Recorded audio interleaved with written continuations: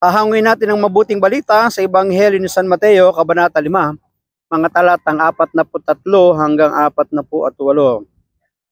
Nung panahong iyon, sinabi ni Jesus sa kanyang mga alagad, narinig na ninyong sinabi, ibigin mo ang iyong kaibigan at kapuutan mo ang iyong kaaway. Ngunit ito naman ang sabi ko, ibigin ninyo ang inyong mga kaaway at idalangin ninyo ang mga umuusig sa inyo upang kayo'y maging tunay na anak ng inyong amang nasa langit. Sapagkat pinasisikat niya ang araw sa masasama at sa mabubuti, at pinapapatak niya ang ulan sa mga banal at sa mga makasalanan. Kung ang mga umiibig sa inyo ang siya lamang ninyong iibigin, ano pang gantimpala ang inyong hihintayin? Hindi ba't ginagawa rin ito ng mga publikano? At kung ang binabati lamang ninyo ang inyong mga kapatid, ano ang nagawa ninyong higit kaysa iba?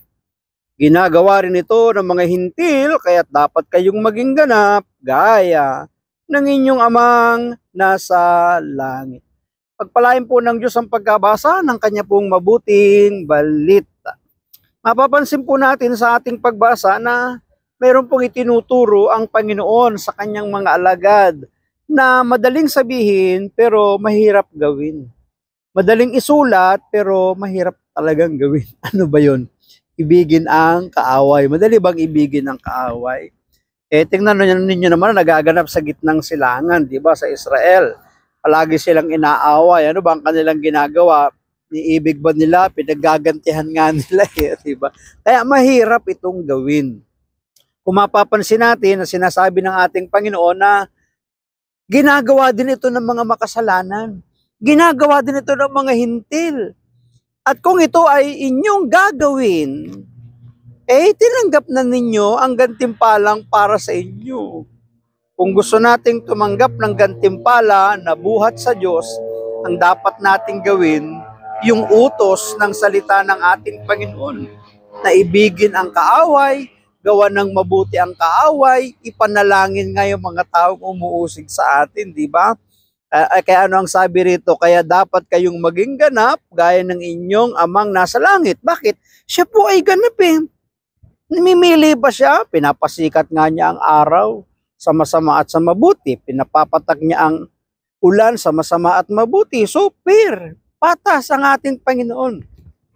Hindi niya pinapaulan doon sa mga taong banal lang. Hindi niya pinapasikat ang araw doon sa mga banal lang. At yung mga makasalanan, hindi sinisikatan ng araw. Hindi man lang napapatakan ng ulan. Hindi, patas eh. Pantay ang Diyos. Kaya nga sabi, maging ganap. Puntahan na po natin ang pinakasusing salita ng ating pong pagbasa. Ibigin ninyo ang inyong mga kaaway at idalangin ninyo ang mga umuusig sa inyo upang kayo'y maging tunay na anak ng inyong amang nasa langit. Bakit po ito iniuutos? Bakit ito pinapagawa sa atin ng ating Panginoon? Kasi may reward. Ano yung reward? Matutulad sila sa kanilang amang nasa langit. Yun yung kanyang banggit sa kanyang mga tagasunod nung panahon na yun eh. At itong aral na ito, itong turong ito ng ating Panginoong Yesus ay umiiral pa din hanggang sa ating kapanahunan. Na kapag nagagawa natin na idalangin ang mga umuusig sa atin at ibigin ang ating mga kaaway, sinasabi sa ating binasa, kayo'y magiging tunay na anak ng Diyos na nasa langit. Kaya daw kung ibig natin palang maging anak ng Diyos, ibigin na natin yung ating kaaway, ipanalangin yung mga taong umuusig. Mahirap gawin yan, di ba? Madaling isulat, madaling i-text, madaling i-memorize, pero mahirap isagawa. Pero kapag naisagawa, ang unang magiging katangian ng taong ito, ang unang magiging katangian ng mga taong nagpipray sa mga umuusig, sa mga umiibig sa kaaway, sila ay ituturing na na mga anak na nasa langit ng Diyos. Magiging tunay na anak ng amang nasa langit. Tila, taliwas sa gawi ng mundo ang atas ni Kristo. Totoo naman, di ba? Baliktad nga palagi pag sa mundo eh. Radikal ang kanyang uri ng pagmamahal, labis-labis magmahal si Jesus hanggang sa puntong ipaubaya niya ang kanyang sarili sa mga makasalanan upang mamatay sa krus para sa atin na patuloy na sumusuway sa kanya. Kung papanoorin nga natin yung kinaharap ng ating Panginoon, di ba? na pagsasakdal at pagpapahirap, pagpatay sa kanya ng mga taong mga makasalanan. Kumbaga, magagalit talaga tayo sa mga taong ito. Hindi naman nila alam yun. Siguro kung tayo din yung mga nasa mga kapanahon ng ganun, baka hindi rin natin kilalanin ng ating Panginoon Kasi siyempre, mas kalat yung fake news nung araw nung mga panahon na yun. Hindi pa uso social media nun, pero laganap ang fake news laban sa ating Panginoong Yesus. Kaya nga yung mga tao nagsipagsigawan na siya ang ipako sa krus. Pinalaya yung taong kriminal, yung taong nagkasala sa batas ng lipunan nila. Mapapansin natin na taliwas yung kanyang mga aral at totoo naman. Kaya niya ngang tumawag ng mga mandirigbang anghel, laksang anghel para siya iligtas May kapangyarihan siya ng mga panahon na yun, kaya niyang tupukin ang mga taong yun, di ba? Pero hindi niya ginawa. Bakit? Kasi nga siya'y anak ng Diyos na nasa langit, na ipinanalangin ang kanyang mga kaaway, minahal ang kanyang mga kaaway, ipinanalangin ang mga taong umuusig, ang mga taong humahatol, ang mga taong nagsakdal sa kanya. Mahirap gawin, pero ang ating Panginoon ang siyang unang nagsagawa na dapat nating pagtutularan. Radikal ang kanyang uri ng pagmamahal, labis-labis magmahal si Jesus, hanggang sa puntong ipaubaya niya ang kanyang sarili sa mga makasalanan upang mamatay sa krus, para sa atin na patuloy na sumusuway sa kanya. Napakabigat na tawag ito sa ating mga alagad, ngunit hindi naman ito imposibleng gawin. Hindi naman daw pala imposible. Kaya pa rin natin gawin. Yung mga alagad nga, naging martyr, di ba? Anong ginawa sa kanila? Di ba? Sila'y pinahirapan, pero nagawa nilang patawarin. Nagawa nilang ipakita yung katangian ni Jesus na kanilang taglay.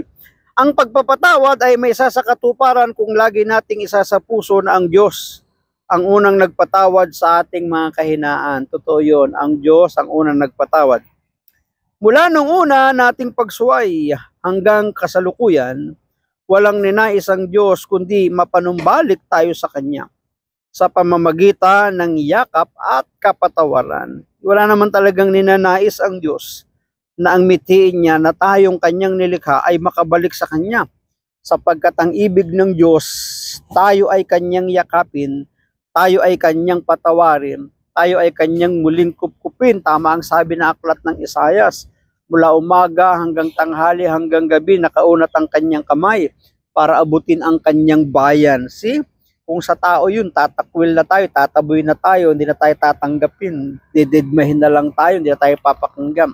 Pero iba ang Diyos gusto tayong yakapin. Pagbigay tayo ng panahon upang makipagkasundo sa isang taong nakaalita natin. Gumawa tayo ng unang hakbang tungo sa pakikipagkasundo at hilingin sa Diyos na buksan ang landas ng kapayapaan. Tayo pala'y magpipray sapagkat walang imposible. Ang mga saradong daan, ang mga saradong kalsada, ang mga saradong landas ay bubuksan ng ating Panginoon.